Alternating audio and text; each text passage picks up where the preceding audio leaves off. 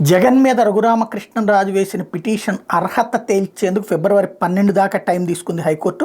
ముఖ్యమంత్రి జగన్మోహన్ రెడ్డి ఆయన బంధుగణానికి వివిధ కంపెనీలకు వేల కోట్ల రూపాయల అనుచిత లబ్ధి చేకూరేలా వైకాపా ప్రభుత్వం తీసుకున్న నిర్ణయాలపై సిబిఐతో దర్యాప్తు చేయించాలని కోర్టు ఎంపీ రఘురామకృష్ణరాజు దాఖలు చేసిన పిల్పై హైకోర్టు విచారణ జరిపింది. విచారణ 12కు వాయిదా వేస్తూ ఆ రోజు పిటిషనర్ వాదనలు వింటామని స్పష్టం చేసింది. న్యాయమూర్తులు justice U Durga Prasadarao, justice M Kiran మైల్తో కూడిన ధర్మాసనం మంగళవారం మేరకు ఉత్తర్వులు ఇచ్చింది. ప్రతివాదులు ఇంకెవరైనా కౌంటర్ వేయాలనుకుంటే దాఖలు చేయవచ్చని, పిటిషనర్ కూడా రిప్లై కౌంటర్ వేయవచ్చని మౌఖికంగా తెలిపింది.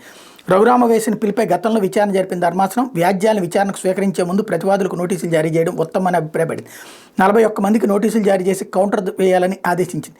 తాజాగా ఈ వ్యాజ్యం మరోసారి విచారణకు రాగా మొదటి ప్రతివాది జగన్మోహన్ రెడ్డి దాఖలు చేసిన కౌంటర్ను న్యాయవాది తనకు ఇప్పుడే అందజేశారని పిటిషనర్ తరపు సీనియర్ న్యాయవాది ఉన్న మురళీధర కోర్టుకు తెలిపారు. ప్రతివాదులందరూ కౌంటర్ వేయడానికి కోర్టు నిర్ణయించిన గడువు ముగిసిందని, వాదనలు చెప్పేందుకు తాను సిద్ధమన్నారు.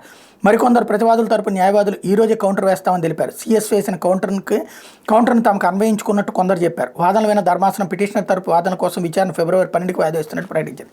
పిల్ విచారణ అర్హతకు కావాల్సిన వివరాలను సంతృప్తిపరచడంలో పిటిషనర్ విఫలమయ్యారని, దురుద్దేశంతో పిల్ దాఖలు చేశారని కోర్టుకు దాఖలు చేసిన ప్రాథమిక కౌంటర్లో సీఎం జగన్ పేర్కొన్నారు. దుష్ప్రవర్తన కారణంగా రఘురామన్ లోక్సభ సభ్యత్వానికి అనర్హుడిగా ప్రకటించాలని వైకాపా లోక్సభ స్పీకర్ను కోరిందని గుర్తు చేశారు. అప్పటి నుంచి ఆయన తనపై వ్యక్తిగత ద్వేషాన్ని ప్రదర్శిస్తున్నారన్నారు.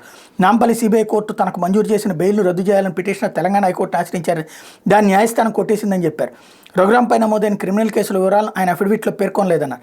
ఈ పిల్పై కోర్టు విచారణ జరపడానికి ముందే పిటిషనర్ మీడియా సమావేశాలు నిర్వహించి తనపైన, ప్రభుత్వ ఉద్యోగులపైన నిరాధార ఆరోపణలు చేశారని, ఈ పిల్ను కొట్టేయాలని కోరారు.